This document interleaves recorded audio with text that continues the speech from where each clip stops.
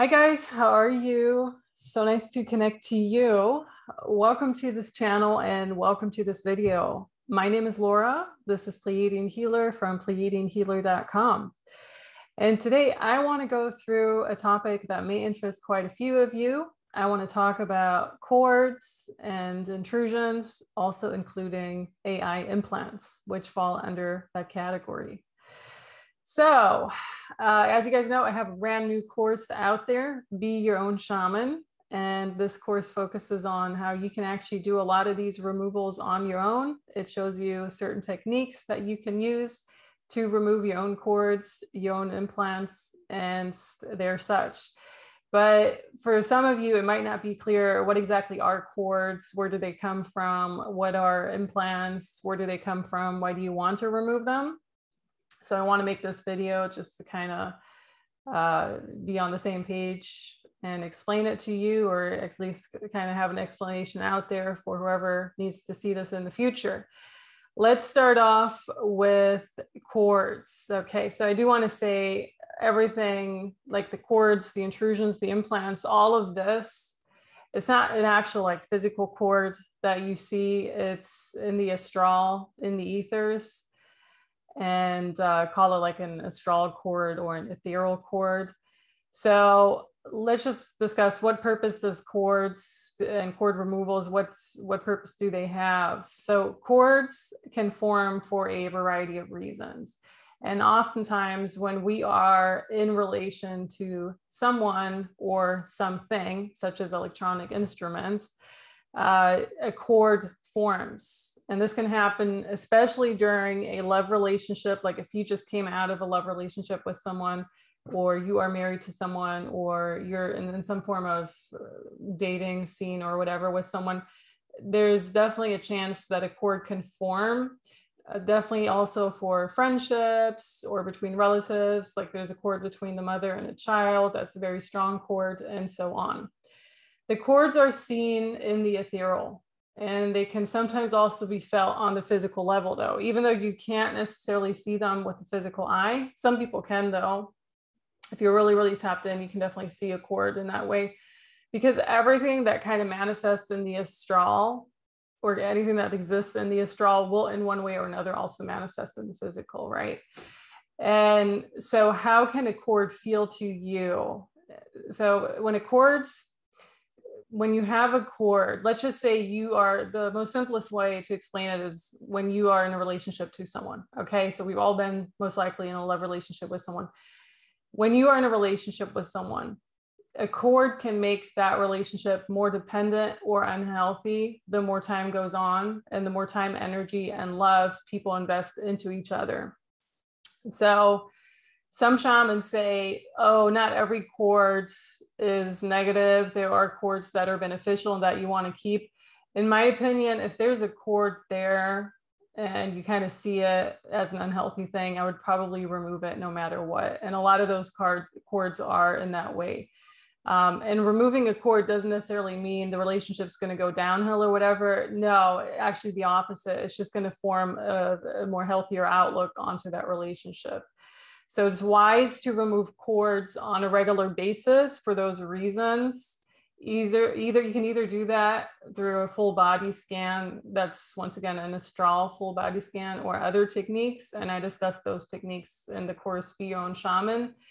For example, when a cord, which forms when we are partnered up with someone, when a cord could point towards a form of unhealthy attachment we have towards one another.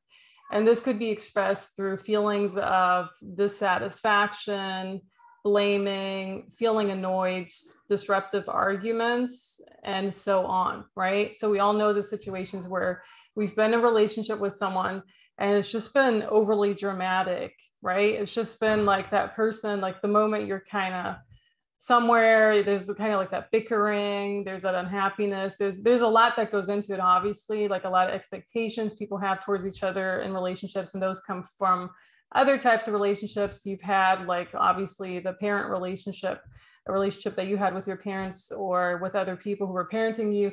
That of course also determines a healthy outlook onto relationships.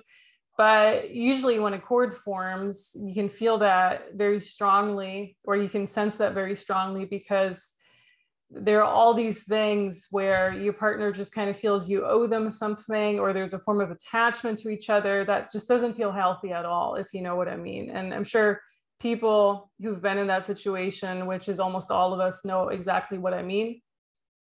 So the feeling of, blaming each other or just having these constant arguments, that's always a good telltale sign that there are cords in that relationship. Removing cords is therefore not a bad thing. On the contrary, it gives the opportunity to clear up all of that stuff and for the relationship to turn healthier again. I'm not saying the relationship wasn't healthy to begin with. For most people, I do think relationships over time can turn into a rather unhealthy thing. It really depends though, right? We've all been in those toxic relationships. I think we can all say that at this point. So it just kind of gives that opportunity, okay, remove the cord and the relationship turns healthier. You can also apply this to pretty much any situation. There's a cord between a mother and child that you probably want to remove at one point. A cord between a person and pet. I personally remove cords between me and my own pet on a regular basis, once a week or once every other week. And it's not because, I think our relationship is unhealthy or whatever. It's just because sometimes I feel that my pet becomes a bit too attached to me, and I can sense that in my day-to-day life, especially in situations where you just want to have your own few moments to yourself, or where you have to just go run errands and the pet becomes upset or whatever. So I just try to remove cords as I go and as I feel they're coming up. And I do feel a difference personally in those type of situations. When cords come up during my healing sessions, they're usually clustered around a few major areas. Most often, the heart area has huge and also thick cords around it. And there are even times where I see an entire nest of cords, either around the crown area, the head area, or the heart area. Some practitioners work with what is called a heart wall. I personally don't necessarily work with that, but when I do see a heart wall coming up, that's what I would describe it as, like a nest of cords, just almost like a thorn bush of cords clustered around the heart. And a lot of times it is love related, not necessarily you're in a marriage that thing formed, or you were in a love relationship that thing formed, but it's really related to any type of love that we could have experienced in an entire life. As a child, a love towards a parent, as a child, again, like a self-love situation where that kind of was taken away from you. The self-love thing is huge, like really abandoning us because other people are kind of ostracizing us or telling us that they don't like us or they don't approve of whatever we did. That's huge, especially when we're kids and teenagers, if that makes sense. So I would call that something like a heart wall, or just the nest of cords around that area. Now, once again, I personally don't work with heart walls. I do know there are people out there that do. And if you're drawn to that, you should probably do a bit more research on it. But there are different ways where you can just kind of work with the heart area. And so the way that I do it is really with the intrusion removals and the cord removals. There also tends to be a large amount of cords around the head area, and those frequently do come from AI or AI beings. They're oftentimes there to confuse people or to keep them corded up in a different reality. So if you've seen the movies, The Matrix, no matter which one, which we did discuss a few videos down, all these videos where they're giving us disclosure of what's really going on. All the scenes where they're being hooked in to that machine, there's usually like in the back of the head, there's that cord, and then also like all the other things like in the arms and all of that. So I see a lot of that around the head area where it's almost like these machines are hooking into people. They frequently come from these AI beings, and they keep them corded up in this different reality. So it's almost like we're playing in this reality, in this simulation, but your energy body is somewhere else. And so you're corded into that reality, like I was saying in a few other videos over the past few months or so, actually over the past year even. when I see people lying on experimental tables or just somehow in a lab, whatever, all of that means they're doing experiments on your energy body. And so seeing cords around the head is a huge thing of that, a huge indicator of that. There are many other areas one can find cords, and the imagination knows no end to it. You know, sometimes I remove cords from the hands because it's a cord that you form to your cell phone, especially people who like have their cell phone in their one hand all the time, or a tablet or whatever. You can form cords between electronics and the person for sure. This happens especially with cell phone devices, headphones, and many more things. So that's what I wanted to say on cords. And wow, we're already like 10 minutes in at this point. Now let's move on to intrusions and implants, which can basically be seen as almost the same thing. So intrusions is basically anything that's in your energy body and that does not necessarily belong there, right? It can look whatever it will look to you, you know, for different types of healers, it's going to look different. For me, usually intrusions, I kind of feel them more than they actually look like something to me. So when it's a proper intrusion that came from childhood or whatever, it feels very sticky to me and it feels kind of slimy. Sometimes I even see like a green type of intrusion in people. And that's just like toxic stuff that they're working through that they've been carrying with them for a very long time. So it's basically when you just imagine all these techniques, you imagine like the client's energy body, especially when you're doing these remote sessions. And you kind of just see, okay, we're doing this scan. Oh yeah, there's an intrusion right there.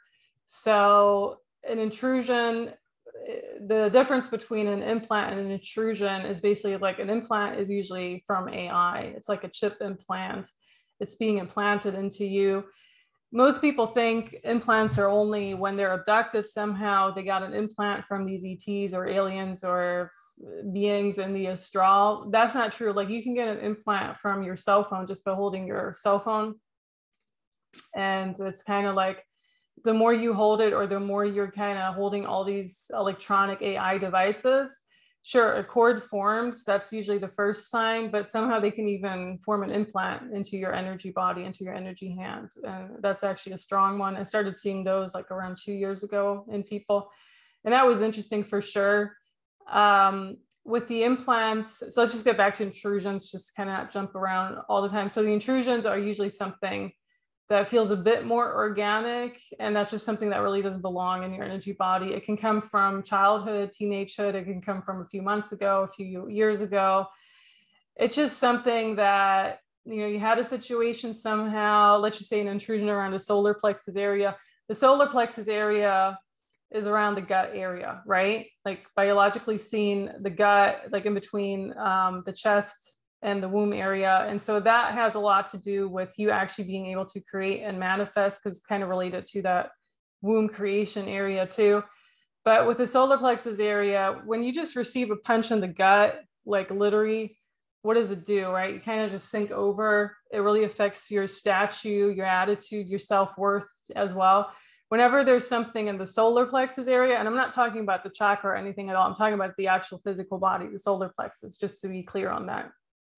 A lot of intrusions do come from childhood or teenagehood when I pick up on those. And almost all the time when they're in that area, they have to do with self-worth issues. Like somehow you had an interaction, let's just say with your father or your mother, and somehow some self-worth stuff came up where they're like, oh, I didn't like the grades you had in school, or you have to do better, or somehow, not even that, just anything you can really think about that happened to you in childhood where your self-worth got impacted because you weren't perfect enough, or you weren't this, you weren't that. Because for children, it's all about, how can I please my parents? How can I just become that best version for them? And then when you go into adulthood, it's all about, how can I actually be that best version for myself, right? Like as you wander through teenagehood into young adulthood and then later adulthood and all of that. So a lot of those self-worth issues do come from other people, especially if you picked up on those intrusions from an early age on, because the only people that shape our attitude towards self-worth, for lack of a better word, or our perception towards self-worth, are the people that we grew up with, that parent us, who we're friends with, and all of that. You know, even like a teacher in school could have kind of made that intrusion come into reality in that way. So intrusions are a bit trickier because unlike implants, for implants, it's usually really from AI, but with intrusions, there's like this longer story behind it. You know, you have an intrusion in your throat or whatever.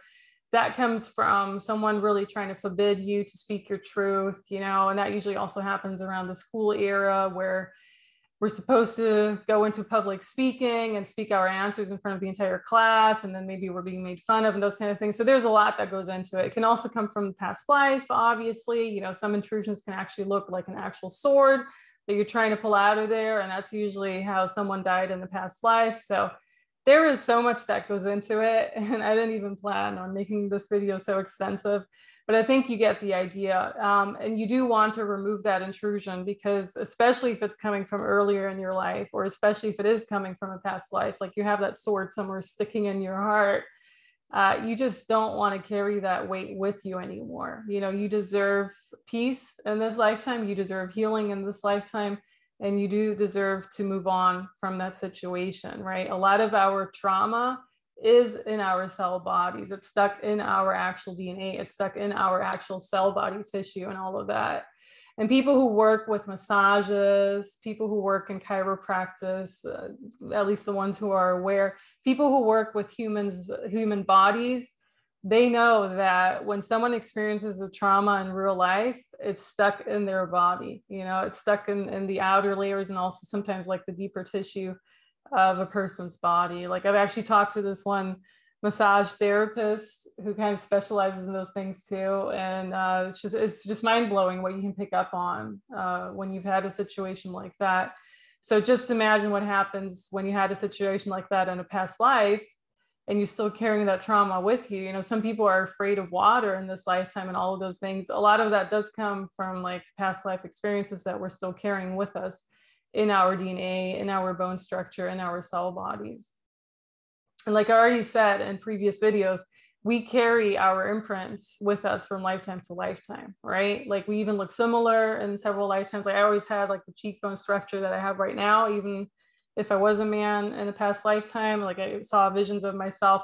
I didn't look like I do now necessarily, but I always had like some high cheekbone structure. I didn't have like a super filled out flat face like other people sometimes have. Like I always had like a similar something where it's not hard to recognize how you kind of shift between different shapes and or different people and different lives. So that's on intrusions. And now with AI implants, those ethereal implants, whatever chip implants, those do come from AI 99% of the time, I would say. And so it's not just when you're abducted or whatever, but it's literally them just putting that into you somehow through different means. So when we were talking about people being hooked up with the back of their head into a machine and you see a cord, usually when you see that, you also see an AI implant where the cord kind of stuck to. So that's always a good telltale sign. And you want to remove those. Sometimes with AI implants, certain machines like scanner machines at airports can even pick up on that. Like I remember I had an implant in my one foot from Hawaii in 2018, and I talk about that in very early videos. And back then, I didn't really know much about, oh, you can actually remove them quite simply or all of that. You know, I was like, oh, does it have to be in there the entire time, until I finally just got rid of it because it was really hurting.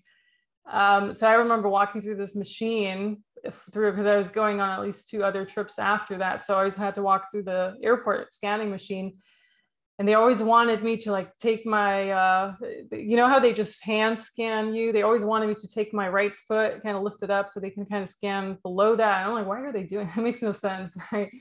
But then I finally figured out, wow, some of these machines actually can pick up on those ethereal implants. Not all the time, otherwise it would be going off all the time, because I do think a lot of people have those somehow, especially the ones who are targeted.